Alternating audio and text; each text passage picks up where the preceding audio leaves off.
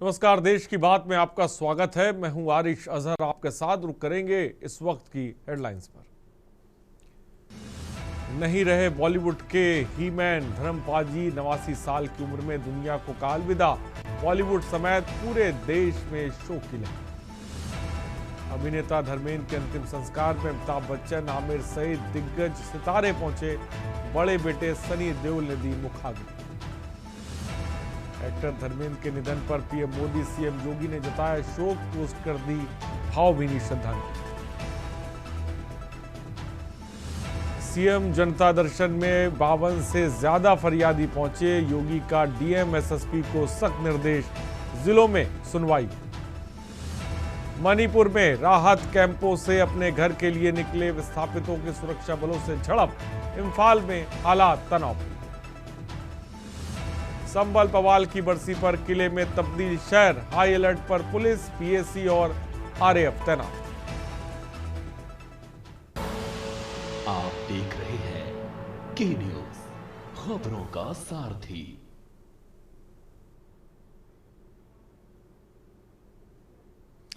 और खबरों की तरफ आगे बढ़ेंगे, लेकिन उससे पहले आपको बता दें धर्म ध्वजा स्थापना महोत्सव। जी हां, अयोध्या में भव्य ध्वजारोहण का आगाज होने जा रहा है और राम मंदिर ध्वजारोहण को लेकर भव्य तैयारियां की गई हैं। कल पहुंचेंगे प्रधानमंत्री मोदी और 3 घंटे रहेंगे। तैयारियों को लेकर आम जनता में, देश में, दुनिया में खुशी की लहर देखने को मिल रही है। सीएम योगी ने आज पहुंचकर तैयारियों का जायजा भी इस दौरान लिया है। खबर इस वक्त आपको बता रहे हैं, भव्य ध्वजारोहण का आगाज हो चुका है। अयोध्या से खबर, जिसको लेकर तमाम तरह की तैयारियां पूरी कर ली गई हैं और कल प्रधानमंत्री नरेंद्र मोदी पहुंचेंगे। 3 घंटे वहां पर रहेंगे। सीएम योगी आज पहुंचकर उन्होंने तैयारियों का जायजा लिया और आप देख सकते हैं तस्वीरों में भी भगवान राम की नगरी अयोध्या सज धज कर पूरी तरह से तैयार है। हम राम जी के और राम जी हमारे हैं। आप देखिए भव्य तैयारियां की गई हैं और जो खूबसूरती है वो देखते ही बन रही है, क्योंकि भव्य ध्वजारोहण का आगाज हो चुका है, जिसके लिए कल प्रधानमंत्री नरेंद्र मोदी भी पहुंचेंगे। 3 घंटे वो अयोध्या में रुकेंगे और मुख्यमंत्री योगी आदित्यनाथ आज पहुंचे और उन्होंने तमाम तैयारियों का जायजा लिया है। और आप देख सकते हैं कि भगवान राम का मंदिर किस तरह से सजा हुआ है, लाइटों से, रोशनी से जगमगा रहा है। और इस ध्वजारोहण को देखने के लिए भी तमाम जगहों से लोग अयोध्या की तरफ रुख कर रहे हैं, क्योंकि ऐतिहासिक क्षण है।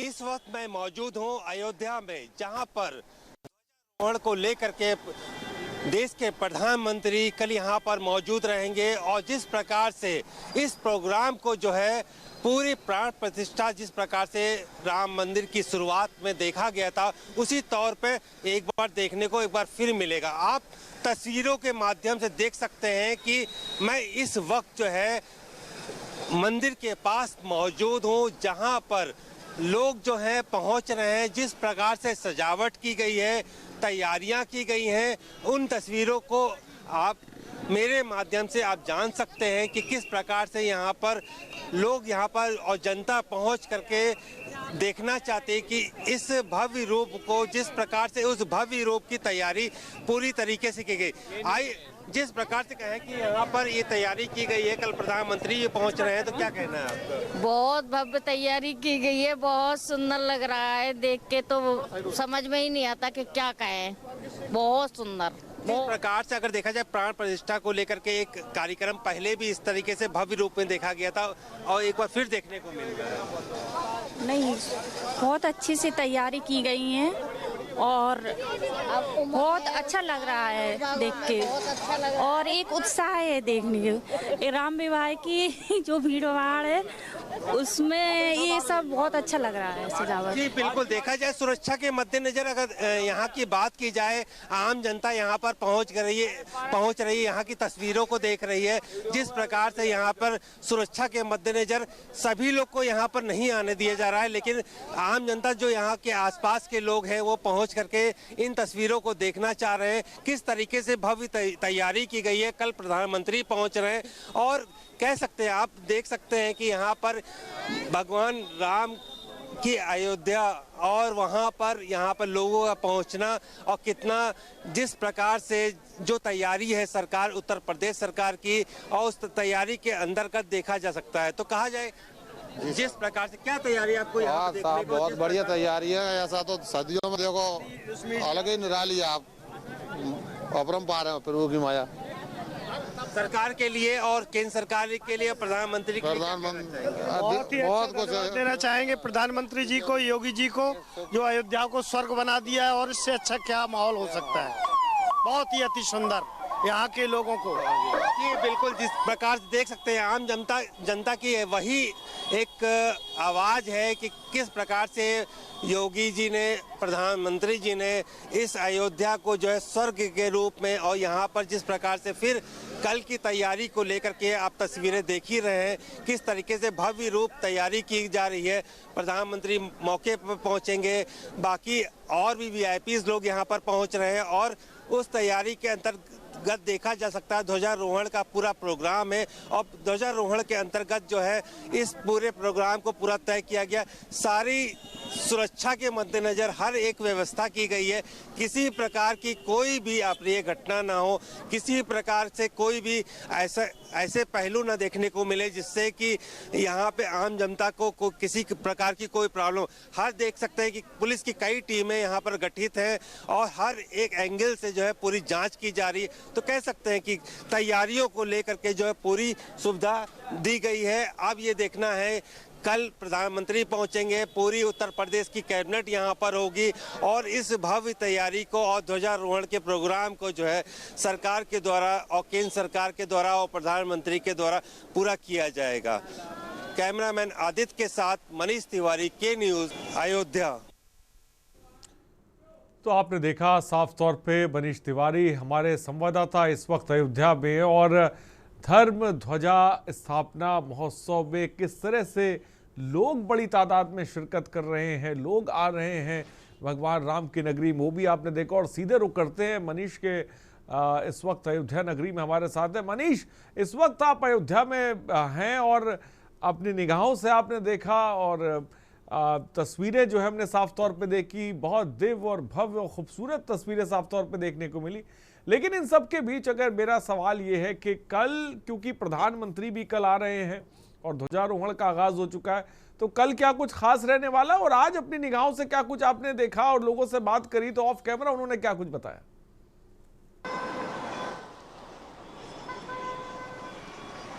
जी बिल्कुल, अगर सबसे पहले अहम बात अगर ये की जाए, जिस प्रकार से इस ध्वजारोहण को लेकर के जो है काफ़ी समय से जो है सरकार के द्वारा यहाँ पर तैयारी चल रही थी, और तैयारी के अंतर्गत इस तैयारी का सबसे अहम पहलू ये था कि इस अयोध्या में जिस प्रकार से देखा जाए प्राण प्रतिष्ठा का जो प्रोग्राम था उसी की तर्ज पे इस प्रोग्राम को भी रखा गया।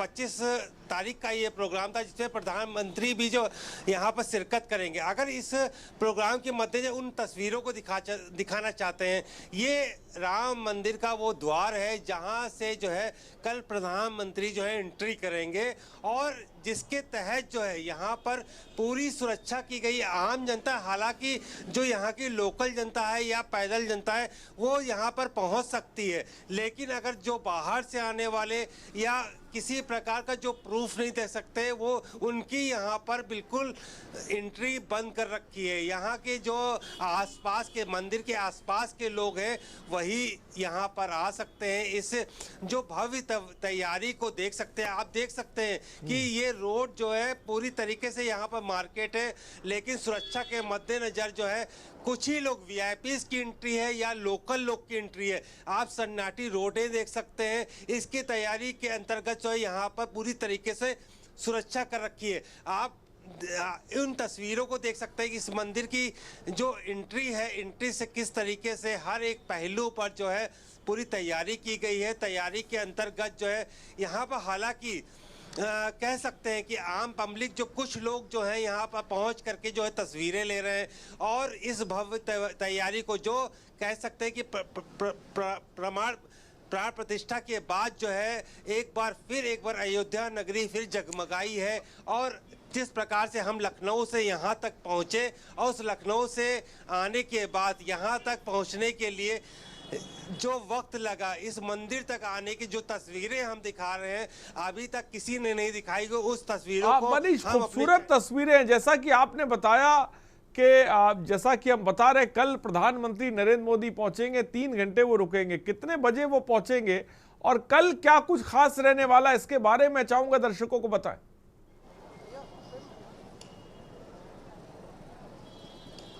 जी बिल्कुल, जिस प्रकार से आप तस्वीरें देखते रहिए, हम बताते रहते हैं कि कल जो आरएसएस के जो प्रमुख हैं मोहन भागवत, वो कल ही यहाँ पर पहुँच चुके हैं और यहाँ पर आकर के जो है इस ध्वजारोपण जो है प्रोग्राम में शामिल हो रहे हैं। यहाँ पर प्रधानमंत्री करीब जो अभी तक जो सामने आया हुआ है कि करीब 10 से 10:30 बजे यहाँ पर पहुँचेंगे और जो कार्यक्रम का जो शुभ मुहूर्त निकाला गया है वो जो है 12 बजे से लेकर के 1 बजे तक, जो जहां पर जो है प्रधानमंत्री और आरएसएस के प्रमुख मोहन भागवत उस मंदिर में मौजूद रहेंगे जहां पर उनके द्वारा जो है प्रार्थना की जाएगी।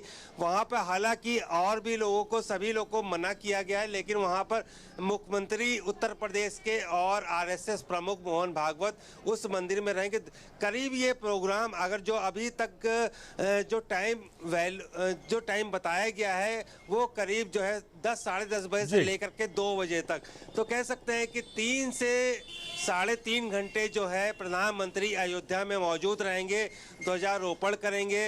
लोगों को माना जा रहा है कि लोगों को संबोधित भी कर सकते हैं, लेकिन जिस प्रकार से आप तस्वीरें अभी भी देख रहे हैं कि हर एक कार्यक्रम को वीआईपी से लेकर के उत्तर प्रदेश के सभी कैबिनेट के मंत्री यहाँ पर मौजूद रहेंगे। साथ ही साथ जो बीजेपी शासित सरकारें हैं, जहाँ जिन राज्यों में, वहाँ के मुख्यमंत्रियों को भी निमंत्रण दिया गया है। साथ ही साथ बाकी जितने भी वीआईपीज हैं उनको भी जो यहाँ अयोध्या की ट्रस्ट के द्वारा जो है उनको निमंत्रण दिया गया है। इन तस्वीरों तो कह सकते हैं कि यहाँ पर जो माना जा रहा है कि लाखों की संख्या में इस एक उत्सव और इस भव्य रूप को देखने के लोग जो है उत्साहित हैं। वीआईपीज की एंट्री जो है हजारों की संख्या में मानी जा रही है। उसी के तहत पूरी तैयारी की गई है। उसी के तहत जो है पूरे आप सिक्योरिटी भी देख रहे हैं। सिक्योरिटी के मद्देनजर पूरी सिक्योरिटी की बात करें, जैसा कि हम तस्वीरों में देख रहे हैं, आप रामपथ मार्ग पर खड़े हुए हैं और विहंगम दृश्य, खूबसूरत भव्य दिव्य तस्वीरें हम देख रहे हैं आपके माध्यम से, और हम देख रहे हैं कि प्रशासनिक अमला भी बहुत मौजूद। सुरक्षा के अगर बात की जाए तो किस तरह के वहां पर इंतजामात किए गए, इसके बारे में चाहूंगा थोड़ा सा बताएं।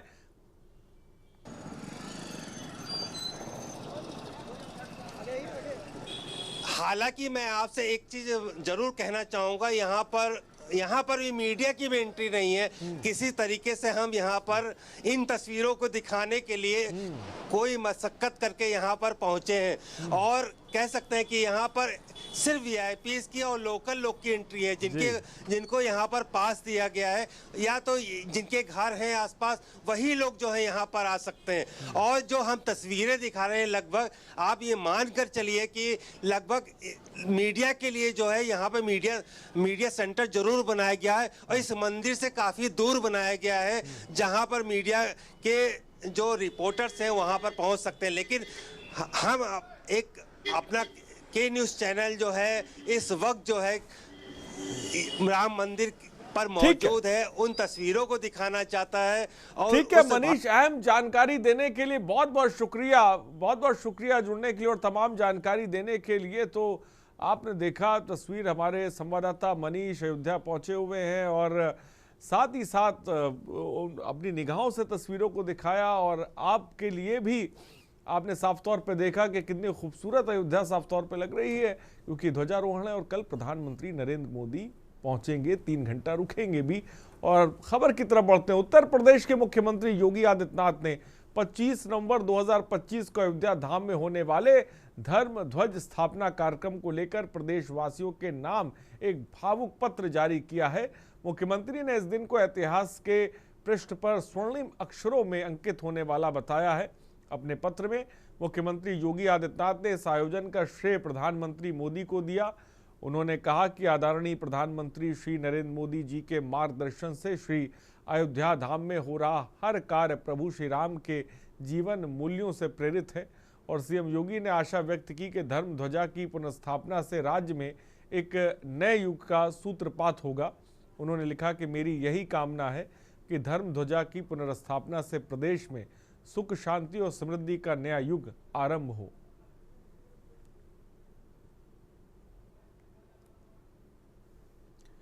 तो और चलिए अब खबरों की तरफ रुख करते हैं। हरदोई में दिन दहाड़े लूट से मचा हड़कंप। लुटेरों ने खुलेआम पुलिस को चुनौती दी है। लूट की घटना से क्षेत्र में दहशत का माहौल है।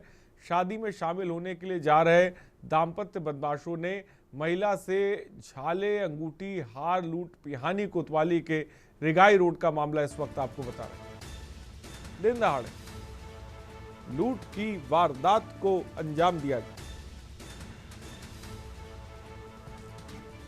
लूट की घटना से इलाके में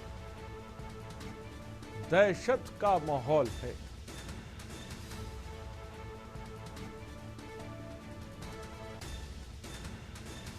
दिन दहाड़े बदमाशों ने वारदात को अंजाम दिया।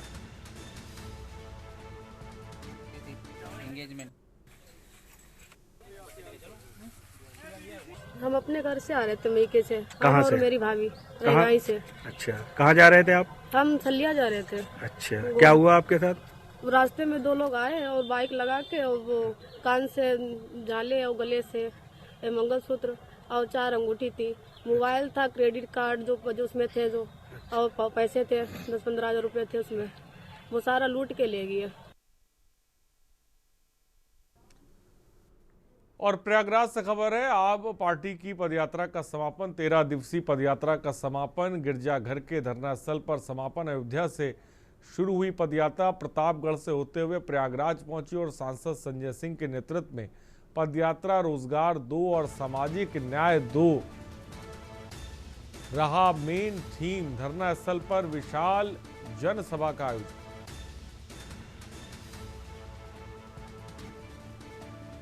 तो आम आदमी पार्टी की पदयात्रा का समापन।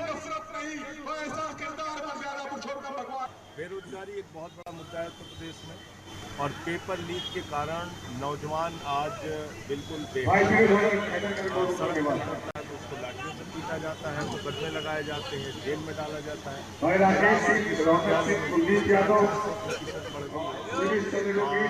यहाँ पर छात्र संघ की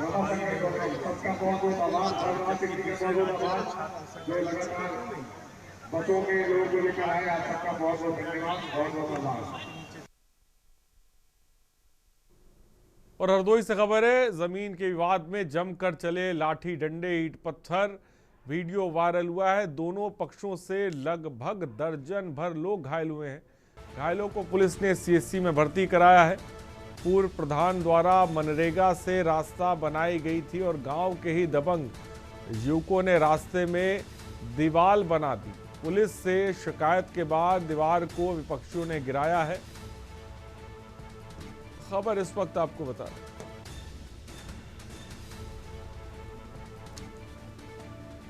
टंडियावा कोतवाली क्षेत्र के सिहोना का मामला इस वक्त आपको बता रहे हैं।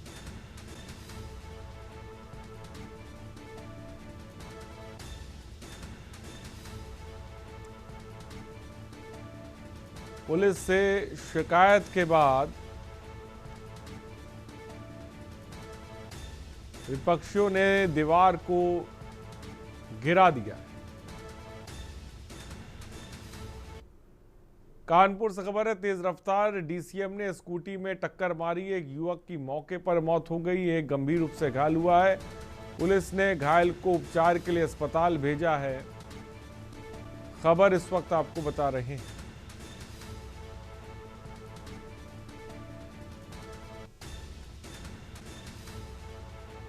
बिठूर थाना क्षेत्र के ब्लूवर्ड तिराहे के पास ये हादसा हुआ है। भगवान बुद्ध के दर्शन जीवन सार्थक हुआ।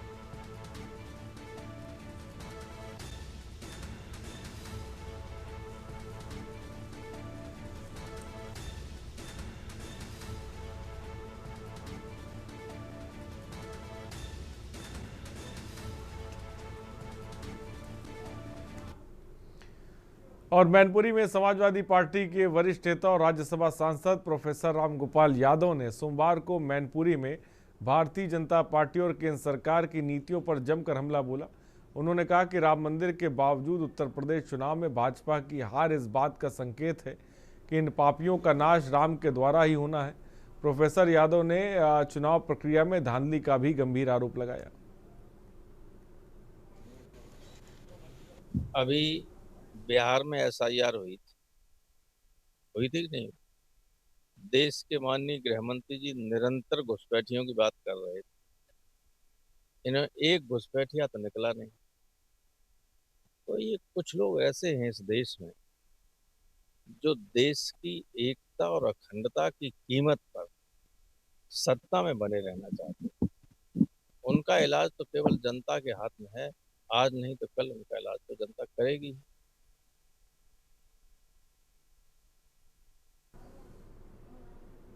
और यूपी के कौशाम्बी जिले में एक अनोखा मामला सामने आया, जहां एक कलयुगी मां ने अपनी मानसिक विक्षिप्त किशोरी बेटी की महज इसलिए यमुना में धक्का दे दिया क्योंकि आए दिन उसका किसी न किसी से विवाद होता था।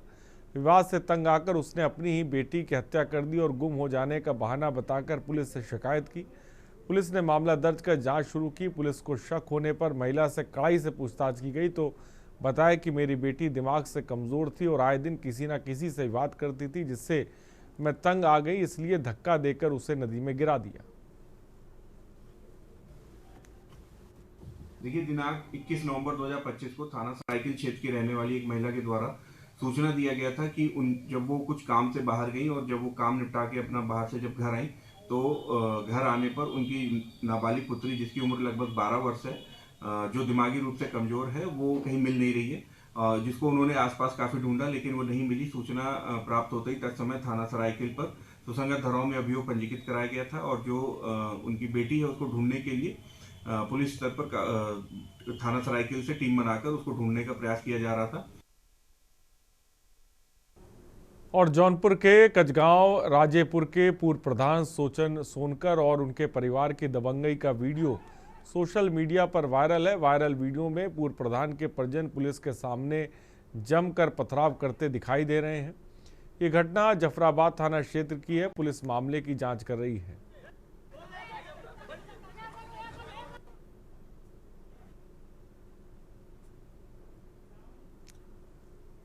और उत्तर प्रदेश के बांदा से एक हैरान करने वाला मामला सामने आया, जहां एक शातिर पुलिस कांस्टेबल ने सिर्फ अपने विभाग को बल्कि कोर्ट को भी सालों तक चकमा दिया और फर्जी कोर्ट ऑर्डर बनवाकर खुद को बरी दिखाया।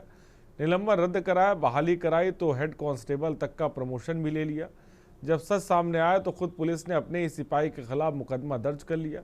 सनसनीखेज मामला 2005 से शुरू होता है। मिर्जापुर निवासी कांस्टेबल भाईलाल कौल सिंह 1995 से 2011 तक बांदा में तैनात रहे। उस दौरान उनके खिलाफ भ्रष्टाचार निवारण अधिनियम, घर में घुसकर मारपीट, आपराधिक धमकी समेत कई गंभीर धाराओं में मुकदमा दर्ज हुआ था। विवेचना पूरी होने के बाद 2005 में ही कोर्ट में चार्जशीट दाखिल कर दी गई थी और मुकदमा चलता रहा, लेकिन शातिर भाईलाल कोर्ट में पेश होने के बजाय तारीखें बढ़वाता रहा। जनपद बांदा प्रभारी निरीक्षक नारायणी के द्वारा वर्ष 2005 में तैनात रहे आरक्षी भाईलाल के विरुद्ध माननीय न्यायालय का फर्जी दोष मुक्ति का आदेश बनाए जाने के प्रकरण में धारा 419, 20, 467, 468 आईपीसी के तहत अभियोग पंजीकृत कराया गया है। इसके संबंध में स्पष्ट करना है कि उपरोक्त आरक्षी भाईलाल वर्ष 2005 में थाना नारायणी में आरक्षी के पद पर तैनात था। आरक्षी के पद का कार्य करते समय इनके द्वारा किसी के साथ मारपीट की गई थी, जिसके संबंध में इनके विरुद्ध अभियोग पंजीकृत किया गया था। बांदा से एक बड़ा मामला सामने आया है, जहां एक सिपाही ने सिर्फ पुलिस विभाग को ही बेवकूफ़ नहीं बनाया, बल्कि कोर्ट को भी गुमराह कर कुछ ऐसा कारनामा कर डाला कि आज पुलिस विभाग सन्न है। जी हाँ, मैं आपको बता दूं कि 1995 से 2011 के बीच में बांदा जनपद में तैनात रहे मिर्ज़ापुर के रहने वाले सिपाही भाईलाल ने के खिलाफ नारायणी कोतवाली में धोखाधड़ी, घर में घुस के मारपीट, अभद्रता करने का एक मामला दर्ज हुआ था, जिस पर कोर्ट ने मुकदमा दर्ज करने के आदेश दिए थे। बांदा पुलिस अधीक्षक पलाश बंसल ने उक्त सिपाही भाईलाल के खिलाफ 420 सहित कई अन्य गंभीर धाराओं पर मामला दर्ज कराकर एफआईआर दर्ज कर ली है।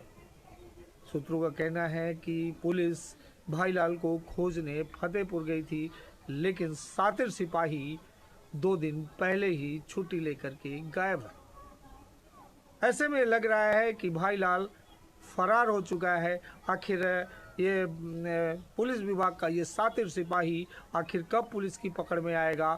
कोर्ट के अवमानना में कोर्ट के साथ धोखाधड़ी करने पर हालांकि धारा 420 के तहत मुकदमा पंजीकृत है, लेकिन क्या कोर्ट इसको अलग से कोई दंडित करेगा, ये तो वक्त ही बताएगा। बांदा से के न्यूज़ के लिए भगत सिंह।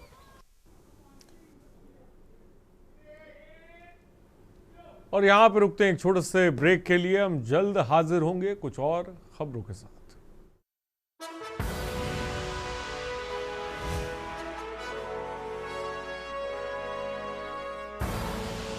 आप देख रहे हैं के न्यूज़ खबरों का। और ब्रेक के बाद आपका स्वागत है। महाराजगंज में पुलिस का ऑपरेशन क्लीन अभियान जारी है। अंतर्राष्ट्रीय बाइक चोर गिरोह से पुलिस की मुठभेड़ में एक बदमाश घायल हो गया, जबकि एक को गिरफ्तार कर लिया गया है। गिरोह महाराजगंज, गोरखपुर, संतकबीर नगर में बाइक चोरी कर उन्हें नेपाल में बेचता था। मुठभेड़ में पुलिस, एसओजी और स्वाट टीम की मौजूद रही और कार्रवाई के दौरान पुलिस ने 4 चोरी की बाइक, 1 जिंदा कारतूस, 2 खाली कारतूस और 315 बोर का एक अवैध तमंचा बरामद किया।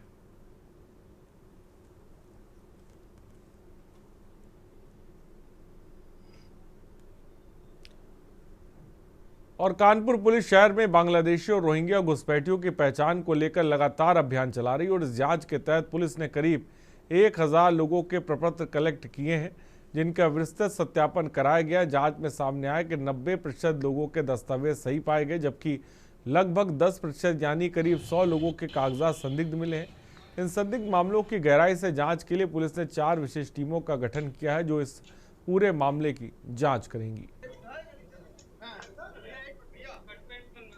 देखिए, अवैध जो बांग्लादेशी हैं उनके संबंध में हमारे सीपी सर के द्वारा पूर्व से ही निर्देश दे दिए गए थे, जिसके संबंध में हमारी एलआईयू टीम और लोकल थानों की टीम लगातार काम कर रही थी, जिसमें हमारे महत्वपूर्ण जो थाना है जाजमऊ है, रायपुरबा है, बाबूपुरबा है, आपका रेल बाजार है, आपका बेकनगंज है। ये महत्वपूर्ण थाने जहाँ पर ये लोग अपना काम करते हैं। ज़्यादातर लोग कचरे कूड़े का काम करते हैं, कुछ टेंडरी में काम करते हैं। तो उन सबको लिस्ट बनाएगी और लगभग 1000 से अधिक की लिस्ट बनी थी। उनके सारे प्रपत्र जमा कराए गए और संबंधित जो उनका एड्रेस था, जहाँ के वो निवासी बताए गए थे, वहाँ पर हम लोगों ने सत्यापन के लिए अपने यहाँ से रिपोर्ट भेजी थी। और राजधानी लखनऊ की कई प्रतिष्ठित इमारतों और स्कूलों को उड़ाने की धमकी मिलने के बाद पुलिस अलर्ट है। हजरतगंज विधानसभा परिसर सहित कई स्थानों पर डॉग स्क्वाड, बीडीएस और पुलिस टीम ने व्यापक चेकिंग अभियान चलाया। ADCP central Jitendra Dubey, ACP Hazratganj Vikas Jaiswal और इंस्पेक्टर विक्रम सिंह ने पुलिस फोर्स के साथ वाहनों, संदिग्ध व्यक्तियों और आसपास की इमारतों और बाजारों की गहन जांच की। इस बीच लुलु मॉल के बाथरूम में बम से उड़ाने की धमकी का पत्र मिला। सफाई कर्मचारियों को यह पत्र सफाई के दौरान मिला, जिसके बाद मॉल प्रशासन ने भी पुलिस को सूचना दी।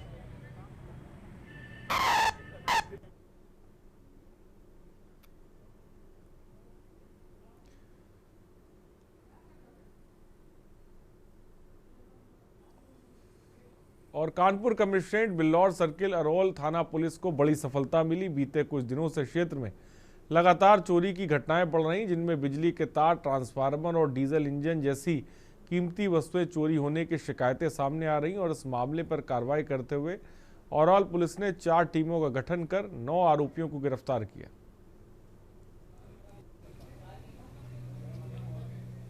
थाना क्षेत्र अंतर्गत करीब 3-4 महीने में 4 चोरियां हुई, जिसमें ट्रांसफार्मर और पंपिंग सेट के इंजन, कुछ उसके पार्ट्स और बिजली के तार की चोरी की गई थी।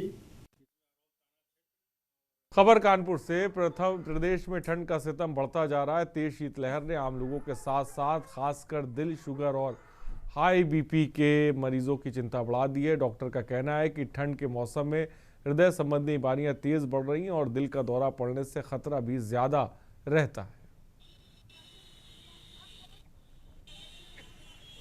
देखिए, ठंड में बेसिकली 2-3 तरह की समस्याएं आती हैं। एक तो ठंड में पॉल्यूशन बढ़ता है, धुआं कोहरा बढ़ता है। इनमें 2-3 चीज़ें बहुत प्रॉब्लम करती हैं। एक तो एक्सीडेंट्स बहुत होते हैं और ठंड में स्किन एलर्जी, स्किन की ड्राइनेस होती है, उसकी एलर्जी हो जाती है।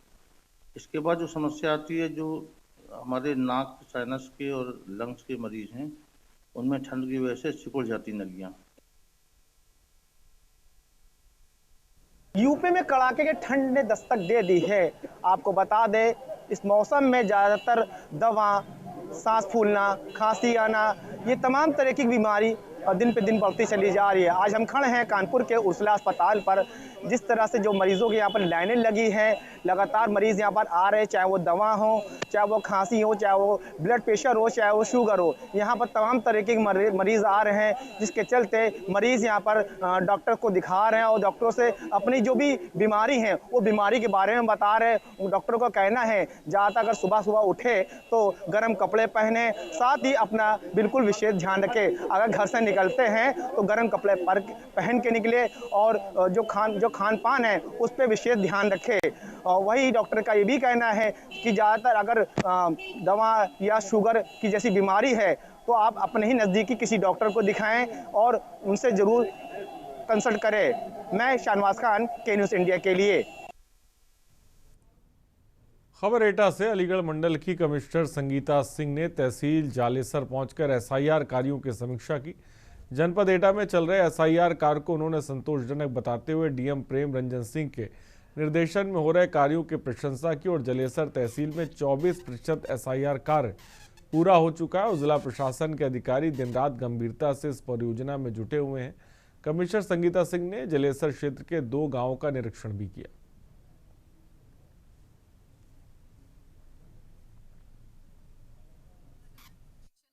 बहुत सक्रियता मुझे दिखी है यहाँ जनपद में और जिलाधिकारी के निर्देशन में और जो ईआरओ है यहाँ की, उनके निर्देशन में बहुत अच्छा काम हो रहा है। लगभग अभी तक 34% के करीब डिजिटाइजेशन हो गया।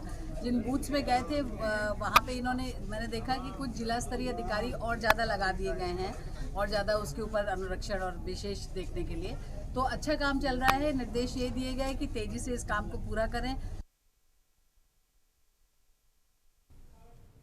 खबर बलिया से। अखिलेश यादव द्वारा प्रधानमंत्री के मिशन 2047 का मजाक और ये पूछने कि तब तक आप जीवित रहेंगे क्या, ये सवाल पर यूपी सरकार मंत्री दयाशंकर मिश्र दयालु ने कहा कि एक दिन आएगा कि अखिलेश यादव को अपने आप पर हंसना पड़ेगा।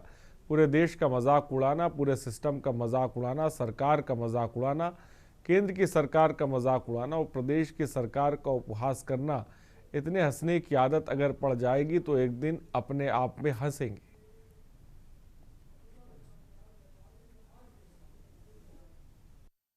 के विकास को गति देने के लिए और जितने भी प्रदेश और केंद्र सरकार की योजनाएं इस जिले के विकास के लिए चल रही हैं, उन सब की समीक्षा, उन सब के काम की गति जानने के लिए आज हम सब लोग यहाँ बैठे थे और निश्चित ही इन बैठकों के बाद से उन चीज़ों को बहुत गति मिलेगी। हमारे मुख्यमंत्री जी का आदेश है, हमारी कोर कमेटी जो जिले के हमारे जिम्मेदार जनप्रतिनिधि हैं उनके साथ, प्रशासन के साथ बैठ के उन योजनाओं को नई धार देना है। खबर जालौन से, जहां बॉलीवुड सुपरस्टार धर्मेंद्र जी के निधन पर बुंदेलखंड फिल्म इंडस्ट्री के फिल्म अभिनेताओं ने उन्हें श्रद्धांजलि देकर याद किया। उनके बारे में चर्चा करते हुए बताया कि धर्मेंद्र जी एक अच्छे इंसान थे जिन्होंने हमेशा लोगों की मदद की और सही रास्ते पर चलने की सलाह दी। बुंदेलखंड फिल्म अभिनेता शकील बुंदेली ने कहा कि शुरुआती दिनों में धर्मेंद्र जी से मेरी मुलाकात हुई थी। जब मैं एक फिल्म रैन बसेरा बना रहा था, उन्होंने कहा कि धर्म जी ने काफ़ी संघर्ष की जिंदगी बिताई, लेकिन बाद में दिलीप कुमार जी के बाद अगर कोई नाम है तो वो धर्मेंद्र जी का है।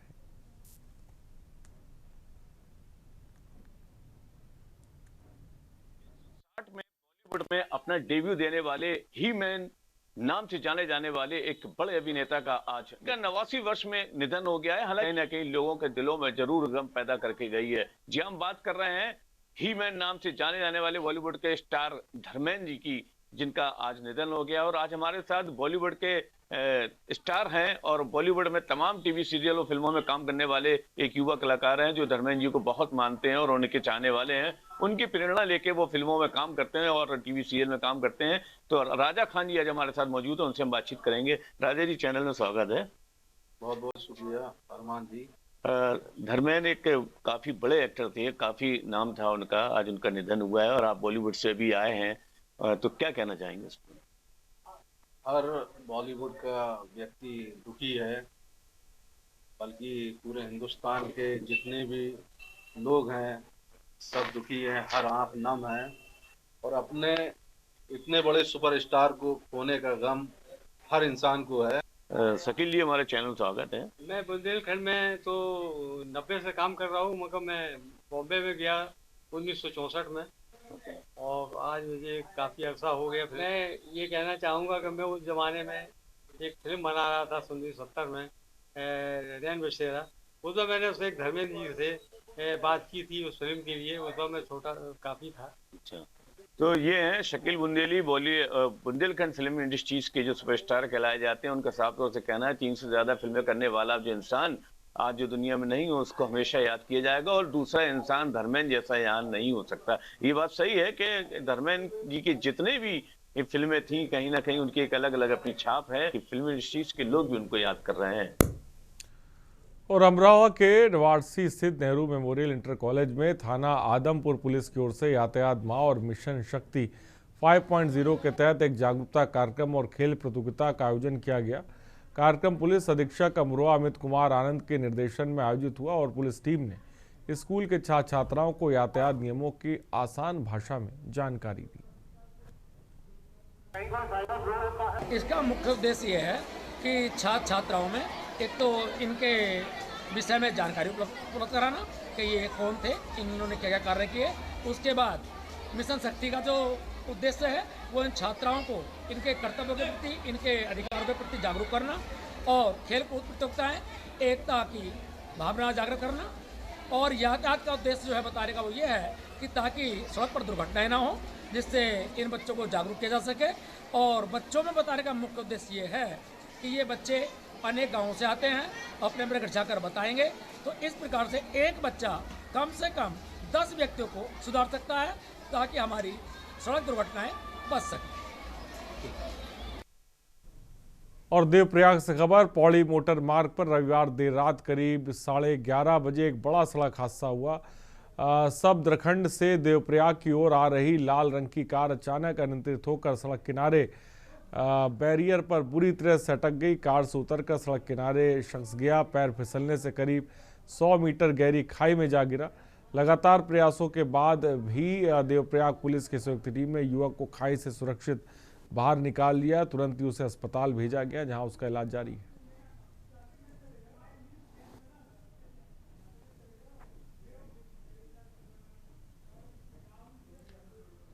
और डोईवाला से जौलीग्रांट एयरपोर्ट विस्तार कार्य से प्रभावित परिवारों के आंदोलन का असर आखिरकार देखने को मिला। लंबे समय से जमीन के बदले जमीन की मांग कर रहे प्रभावितों को प्रशासन ने राहत देते हुए उनकी मांगों को स्वीकार कर लिया। एसडीएम डोईवाला की अध्यक्षता में हुई बैठक में प्रभावित परिवारों के साथ नगर पालिका अध्यक्ष नरेंद्र सिंह नेगी, अठूरवाला संघर्ष समिति के पदाधिकारी और बड़ी संख्या में ग्रामीण मौजूद रहे।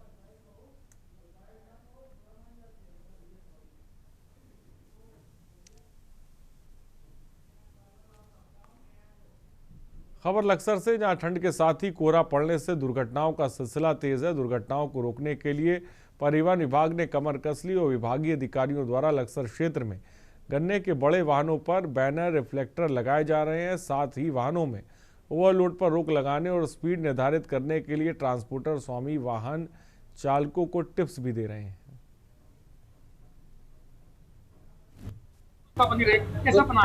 दुर्घटनाएं रोकने के लिए हम पूरी तरह से प्रयासरत हैं। अपने ड्राइवरों को हमने पूरी तरह से इंस्ट्रक्शन दे रखी है कि भैया रात में ही चले, रात में ट्रैफिक कम हो जाता है। पीक टाइम पे कोई भी कस्बे में या रोड पे ना आए। बाकी हमारा प्रयास है, हम इनसे समन्वय बना रखा है, व्हील वालों से भी, और जी परिवहन विभाग के हमारे अधिकारी है, इनका भी मोटिव ये नहीं है, इनका भी मोटिव यही है कि दुर्घटना रोकी जा, इनको किसी को दंडित करना नहीं है। और हम अपना एक मिलकर एक मीटिंग करके इसको हम काफी उपाय हमने किए और आगे भी करते रहेंगे। चीनी मिल की तरफ से हमने ये बैनर रिफ्लेक्टर मंगाए हैं और ये सभी ट्रांसपोर्टरों को उनके व्हीकल के हिसाब से उपलब्ध करा दिए जाएंगे। और हमने सभी अपने ट्रांसपोर्टरों को ये बता दिया है कि जो भी ट्रक या ट्रोला भर के चलेगा सेंटर से, पहले रिफ्लेक्टर लगाएगा, उसके बाद वो वहाँ से निकलेगा। सबसे बड़ा मंतव्य यह है कि रोड पे चलने वाले प्रत्येक व्यक्ति की सुरक्षा में सुनिश्चित करनी है। दूसरी बात, किसानों की जो उपज है वो भी मिल तक आनी है, तो उसके लिए हमने ये व्यवस्था बनाई है कि जो हमारे वाहन हैं वो प्रॉपरली अपने पेपर मेंटेन करके, और जो हमारी सड़क सुरक्षा के दृष्टिगत रिफ्लेक्टर है उसको लगा के चलेंगे, ताकि वो सुरक्षित तरीके से मिल तक पहुँचे और जो हमारे अन्य रोड यूजर्स हैं वो भी सुरक्षित रहें।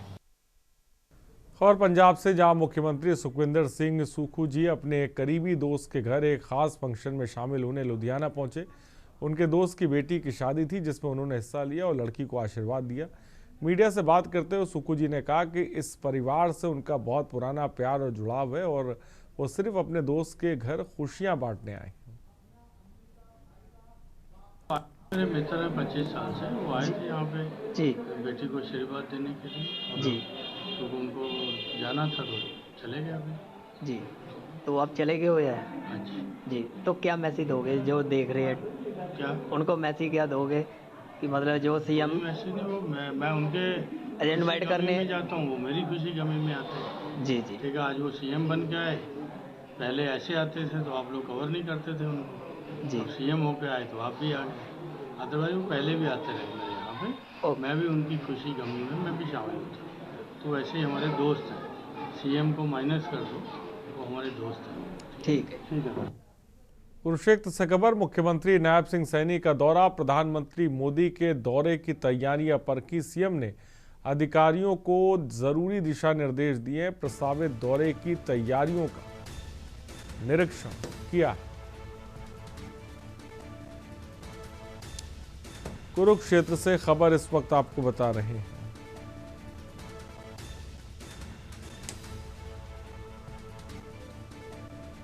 प्रस्तावित दौरे की तैयारियों का निरीक्षण किया है।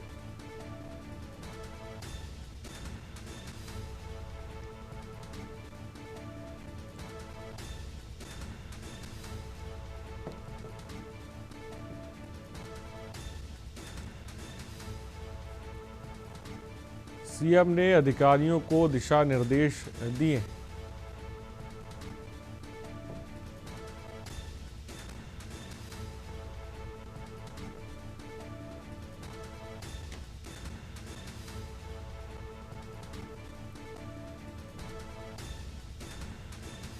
खबर इस वक्त आपको बता रहे हैं। खबर किशनपुर से, किशनपुर थाना क्षेत्र के मौजहा पंचायत स्थित सुकुमारपुर गांव के वार्ड 12 में शनिवार की रात एक महिला की संदिग्ध हालत में मौत हो गई। मृतका की पहचान पत्नी विजेंद्र यादव के रूप में हुई। जानकारी के अनुसार रात में खाना खाने के बाद शिल्पी अपने कमरे में सोने चली गई। रविवार सुबह जब उसकी पत्नी घर के अंदर देखने गई तो मृतका को कमरे में एक चौकी के बगल में फांसी के फंदे से लटका पाया और सूचना मिलते ही मृतक के मायके से उसके पिता अशोक यादव भी पहुंचे और मायके वालों ने ससुराल पक्ष पर मारपीट कर हत्या करने का आरोप लगाया है। फिलहाल पुलिस जांच कर रही है।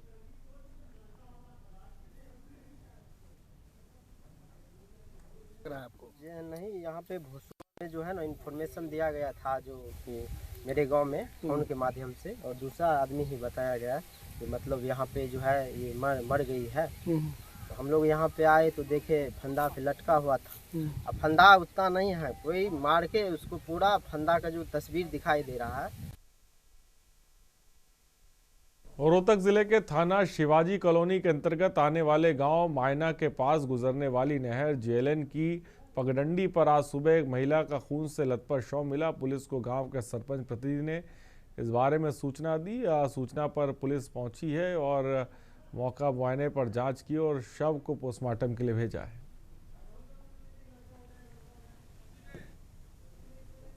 ये हमारे पास ना मायना सरपंच का आज फोन प्राप्त हुआ था मुझे कि भाई एक लेडीज है जिसने हरे रंग की साड़ी डाल रखी है, उसकी उम्र करीबन 30 साल उम्र है, कि भाई उसको गोली मारकर उसको वहाँ डाल रखा है। तो उस शिनाख्त में गए, अभी एफएसएल की टीम और हमारी इन्वेस्टिगेशन जारी है। आगे जो इन्फॉर्मेशन होगी हम आपको बताएंगे। अभी शिनाख्त करने की कोशिश कर रहे हैं, अभी शिनाख्त नहीं हुई। आज सुबह लगभग 10 बजे मेरे पास कॉल आई, इरिगेशन के अपने जेई हैं सुशील राठी जी, ऐसे ऐसे बेलदारों का फोन आया है, एक कच्ची पगडंडी जेलन नहर के पास एक महिला की नाश पड़ी हुई है। तो मैंने मौके तभी शिवाजी कॉलोनी थाना एसएसओ साहब के पास कॉल किया और प्रशासन और हम दोनों नहर के पास कच्ची पगडंडी पर पहुंचे। और रेवाड़ी में केंद्रीय मंत्री प्रहलाद जोशी ने रेवाड़ी के खुर्शीद नगर में K2 बायोफ्यूल्स प्लांट का ध्वजारोहण और रिबन काटकर उद्घाटन किया। उन्होंने कहा कि प्रधानमंत्री मोदी के क्लीन इंडिया विजन के तहत ये प्लांट प्रदूषण रोकने में बड़ा कदम है। और जोशी ने बताया कि पराली से बनने वाले पैलेट किसानों को लाभ देंगे और क्षेत्र में रोजगार भी बढ़ेगा। अब तक 400 युवाओं को रोजगार मिल चुका है। मंत्री जी बावड़ से की सोच थी राज्यपाल।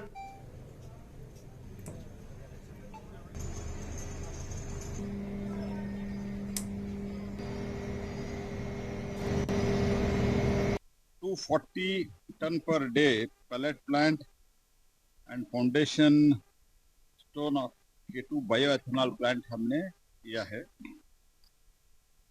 इसमें जो पैलेट इधर बनाता है उसमें भारत सरकार का जो एनवायरनमेंट के लिए एमिशन कम करने लिए जो पराली का एक बहुत बड़ा इशू है, वो पराली का पैलेट बना के अभी हमने न्यू पॉलिसी के अनुसार बायोमास और MSW को firing in all thermal plant में रेगुलर में 5% और NCR एरिया में 7% ब्लेंड करने का मैंडेटरी किया है।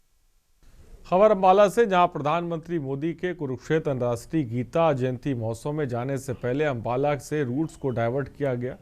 दूसरी तरफ शहर के चप्पे चप्पे पर भारी पुलिस बल तैनात है।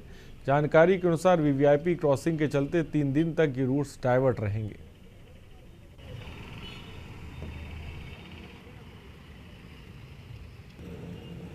अंबाला पुलिस प्रशासन के द्वारा माननीय रक्षा मंत्री व माननीय प्रधानमंत्री महोदय के आगमन के उपलक्ष्य में पूरी तरह से सुरक्षा चौबंद किए हुए हैं। सभी नाका लगे हुए हैं और प्रॉपर ऊपर जो बैरिकेड्स लगाए हुए हैं, ऊपर बिल्डिंग वगैरह है उनके ऊपर एम्प्लॉयज लगाए हैं विद वॉकी टॉकी सेट के, और प्रॉपर निगरानी की जा रही है। आने वाले वाहनों को प्रॉपर चेक किया जा रहा है और रूट को डाइवर्ट किया हुआ है। रूट जैसे वो चंडीगढ़ वगैरह से आ रहे हैं उसको हमने 152D से डाइवर्ट किया हुआ है। खबर सुपौल से, त्रिवेणीगंज प्रखंड के जदिया थाना क्षेत्र अंतर्गत सुरसर नदी किनारे रवि की रात अज्ञात अपराधियों ने कटाई के बाद तैयार किए जा रहे 3 बीघा जमीन के करीब 315 बोझा धान में आग लग गई। घटना कोरिया पट्टी पश्चिम पंचायत के खूड वार्ड 7 निवासी किसान जीतन शाह की बताई है, जिन्होंने बताया कि धान को बहियार में सुखाने के लिए रखा गया था। सुबह पहुंचने पर पूरा धान जल गया। और जीतन शाह जदिया के विमल अग्रवाल की ज़मीन पर पटाईदारी कर अपने परिवार का पोषण करते थे। फसल जल जाने के बाद से उन्होंने सपने अब रोजी रोटी का संकट खड़ा हो गया है।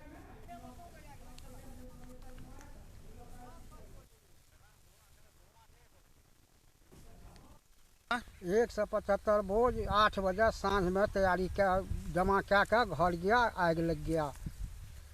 कितना बजे आग लगा है ये चीज पता है आपको?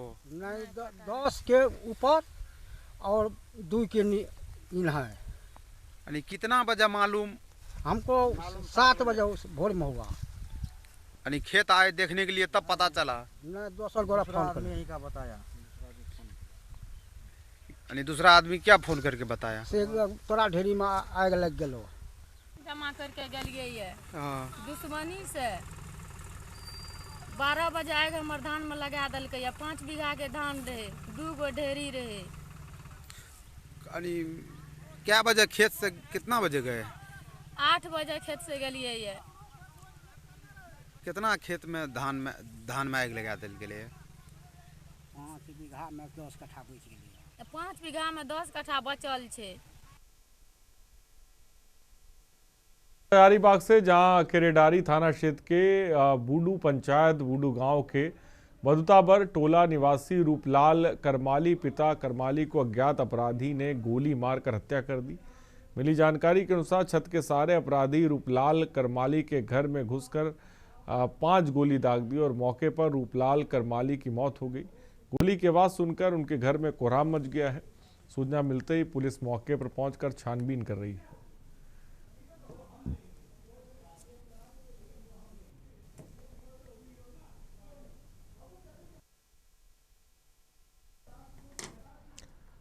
हजारीबाग जिले के केरेडारी थाना क्षेत्र के बंडू पंचायत बूडू गांव बग्घू ताबर टोला निवासी 35 वर्षीय रूपलाल करमाली पिता कर्मा करमाली को अज्ञात अपराधियों ने गोली मारकर हत्या कर दी। आपको बता दें केरेडारी थाना पुलिस घटनास्थल पर पहुंच गई और मामले की जांच कर रही है। शव को पोस्टमार्टम के लिए भेज दिया गया है।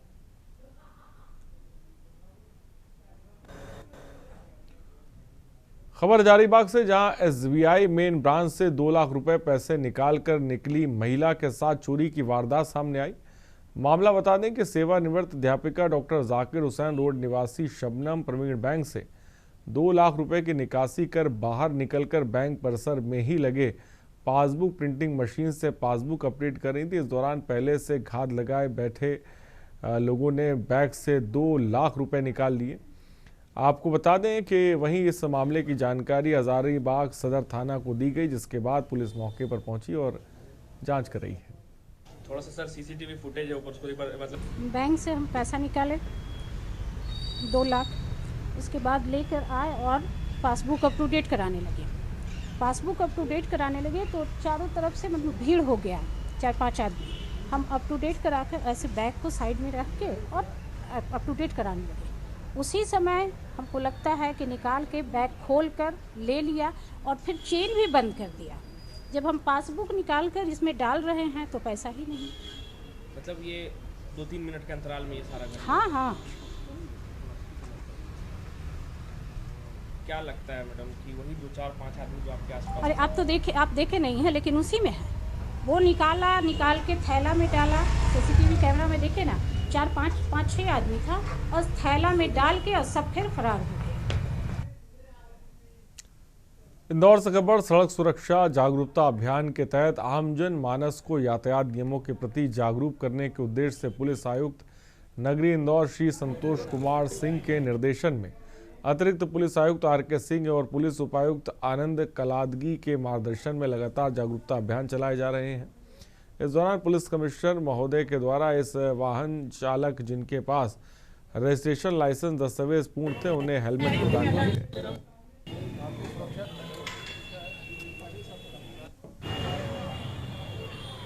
इंदौर ट्रैफिक पुलिस के द्वारा पिछले लगभग 3 हफ्तों से इस तरह का अभियान चलाया जा रहा है और लगातार ये प्रयास किया जा रहा है कि लोगों को एजुकेट किया जाए, अवेयर भी किया जाए और जहाँ जहाँ आवश्यकता है एनफोर्समेंट की कार्रवाई भी की जाए। आज इसी तारतम्य में पिछले हफ्ते हम लोगों ने किसी अन्य लोकेशन पर इस तरह का एक बड़े स्तर का हेलमेट वितरण का कार्यक्रम किया था। ऐसे लोग जिनके लिए हेलमेट खरीदना भी कई बार एक अतिरिक्त इकोनॉमिक एक्टिविटी बन जाती है। खबरों में इतना ही, फिलहाल इतना ही। देश दुनिया की तमाम खबरों के लिए बने रहिए हमारे साथ। नमस्कार।